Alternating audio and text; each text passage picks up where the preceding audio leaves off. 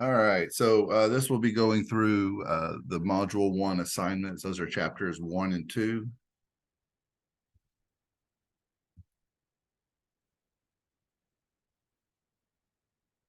All right, so for this first one, and if you notice at the top, I'll list chapter 1:1. That's just my way of keeping up with the chapter and problem number. And so this question is really just getting at the difference between real assets and financial assets. Real assets, those are those things you can go and put your hands on, right? These things physically exist. The financial assets are going to be things that we basically make up in finance as a way of recording certain things. So that's basically the difference there.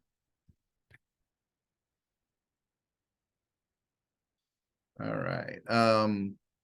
Here on the second one, this is just to make sure you understand about corporations, right? Corporations have limited liability, not unlimited liability, and they have perpetual life, not limited life, right? And so the company itself is not going to die, although it could be dissolved, but there's not a fixed time limit where it will die.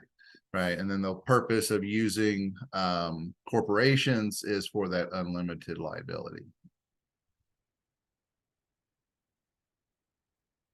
Okay. And then this is just sort of the concept of the firm. The purpose of the financial manager is to maximize the present value of all of the future cash flows. Right. And so what they're going to do is try to make those shareholders as wealthy as possible. Right. So that's really why they're there. The person that owns the stock is allowed to spend their money however they want. So if they wanted to use that money for social programs or for environmental purposes, they can, but that's not the purpose of the firm itself. It's just trying to make money for those investors. And that was it for chapter 1.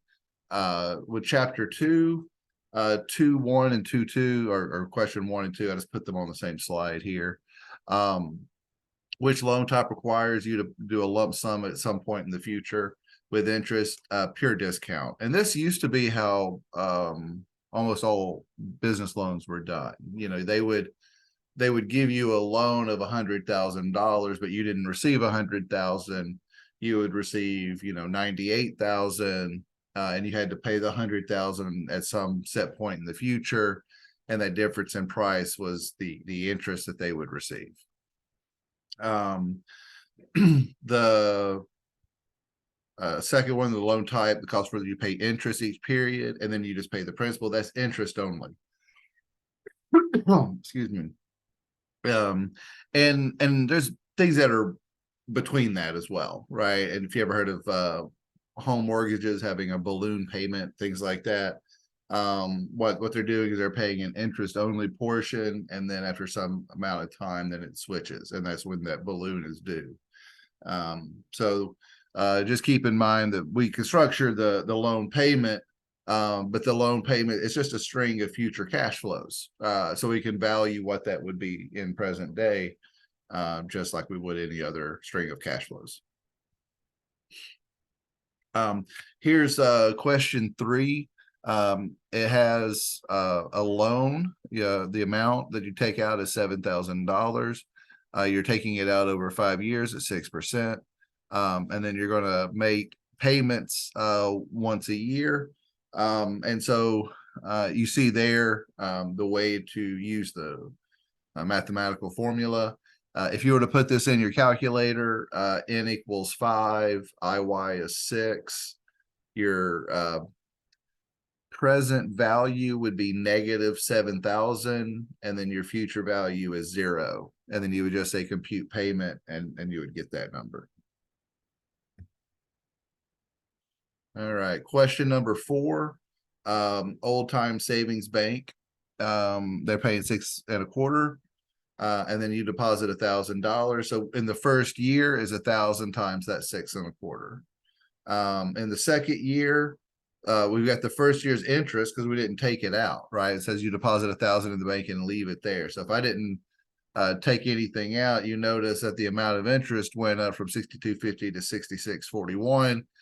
that almost $4 extra is interest on the interest, right? And then for the 10th year, you would calculate how much money we have in the 9th year, and then we just multiply that by the interest rate, and that would tell us how much interest is in that 10th year. And as you see, it grew from $62.50 up to $107.86.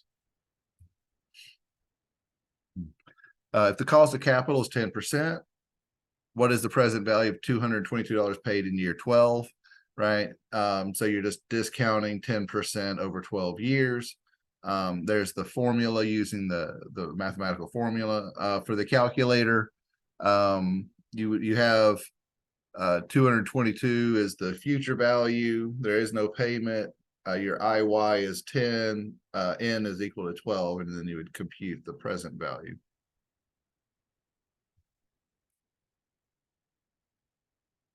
Okay. Here's the question where we're going to do some sort of capital budgeting here. So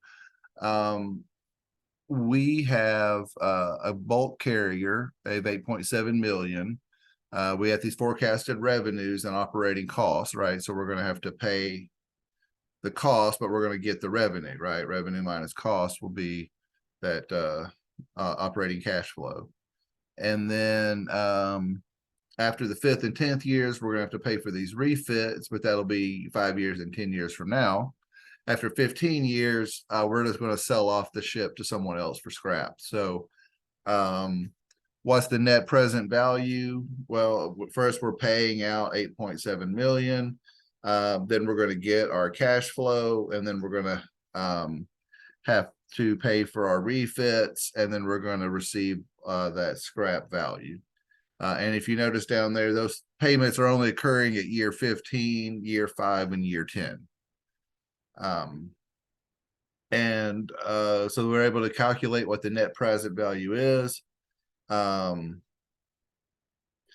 then, what the net present value of this opportunity is negative, right? Which is not normally what we look for in a project. So we probably would not want, depending on what we pay for leasing, right? We'd have to determine what's better for us. But as far as, you being able to finance the ship at a lower rate, will that change your calculation? No, right? Because we're using the opportunity cost of capital.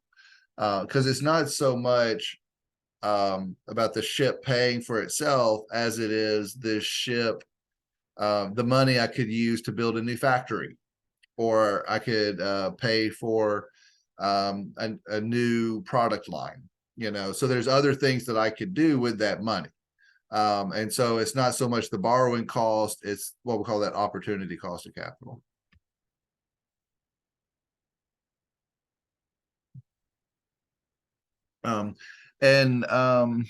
This is like the present value of a perpetuity.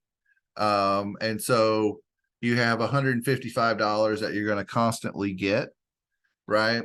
The interest rate is 10%, right? So if you were to take the 155 and divide by 10, that tells you how much you'd have to put to receive that, right? So it's $1,550, right? If you're dividing by 10%, same as multiplying by 10, right? But it costs you 1,558, and it's only worth 1,550. So the net present value is negative $8. That's where that comes from. Okay. And so this is just letting you go back and forth between a discount factor and a interest rate. And so just so you can see the math there on the side. I'll check the other video to see if it shows on the calculator how to switch between those. If it doesn't, I can make a little video to show the little stats area where that's located.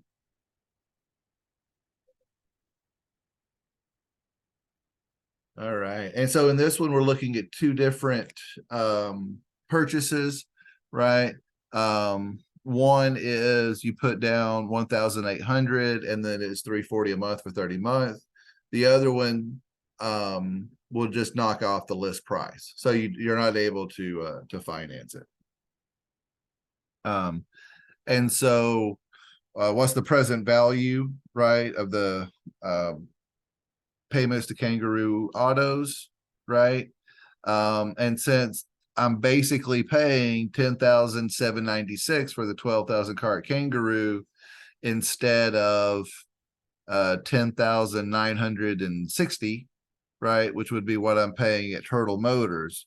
So I'm better off getting Kangaroo or autos, right?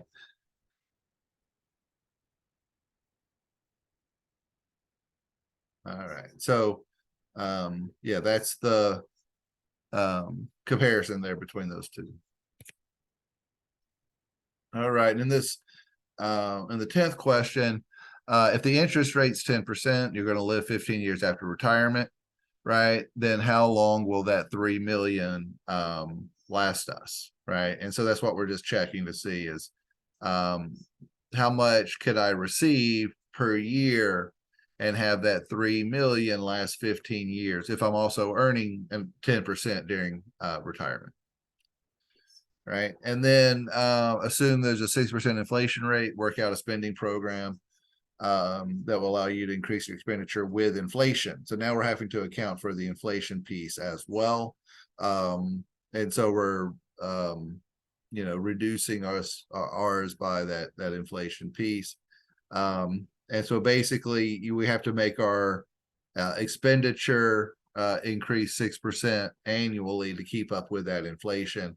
And so we're taking out less initially. All right, chapter 2, problem 11, right? You own an oil pipeline. It generates 2.3 million over the next year. We're going to assume no operating costs. It's going to last for a long time. But we do have declining oil volumes. So because of the oil volume declining, we're expecting the cash flows to decline, and we have our discount rate. So what is the present value of the cash flow if they're assumed to last forever, right? And so that's the present value of a perpetuity. So that's that coupon divided by R minus G. R is my discount rate. We're going to see that show up a lot. And then G is the growth rate. And so in this one, you see it's minus, and then you see minus 0.03 down there. It's a decline. So it's a negative growth. And so that's why you have that minus negative. So the present value of that would be 23 million if we assume it lasts forever. If you assume it's only going to last for 17 years, then you have to just discount it, saying, okay, well, what does the present value today of just those first 17 cash flows? And instead of being 23 million, it's only 18.6. So a lot of times the advantage really of the perpetuity, as you see how much faster that equation is, right? So when we can assume infinite life, which is one of our assumptions with companies, it's just really handy because the math can become a lot more elegant if it's an infinite sum. So, okay, and here with problem 12, this is an amortization table, right? And so I'm paying $73,000 a year for 8 years. The interest rate is 8%. So if you notice in that amortization table, the payments are all 73,000.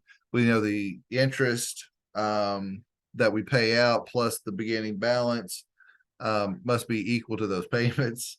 And so, yeah, show the equation to calculate the present value of what the string of payments would be, but also to show you how each year your balance is going down. If you notice, initially a lot more is going to interest than to the paying off the loan, but then later years less and less is going to the interest piece and more is going to that loan repayment. or they listed as loan reduction on this table. But yeah, so that's what it's showing is sort of how the loans get paid off differently over time. All right, so this is a contract where I make an immediate payment of 117,000, and then I'll make $117,000 payments every 6 months for the next 4.5 years.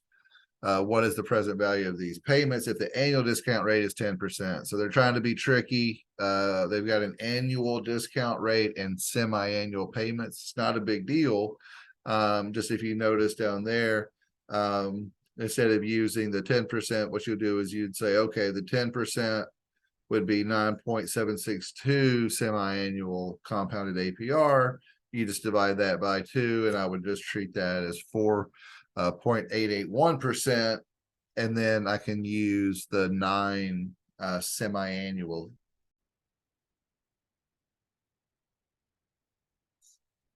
Okay.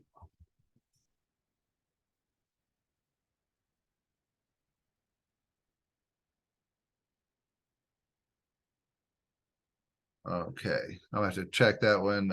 Video acted up on me a little bit there. Okay.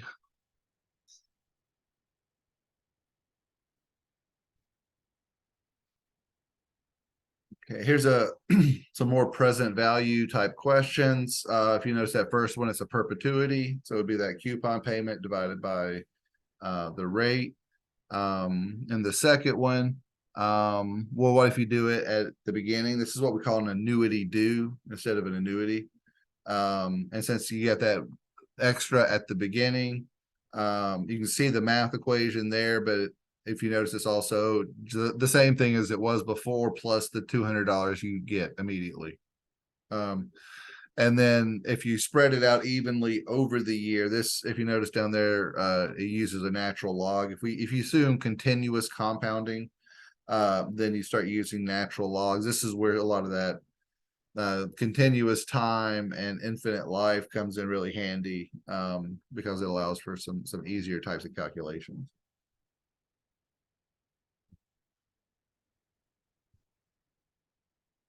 Okay, and then here's a couple of future value type problems where you have a investment, so $150 today. It grows at 11% annually, and you get it for 19 years. And then what if it were 11% continuously? And if you notice, it's a good bit more, and that's because the compounding is so much more frequent. All right. Like I said, I'm gonna go check the video because it acted up just a little bit, but hopefully if YouTube lets this one on, you guys will get that soon. Thank you.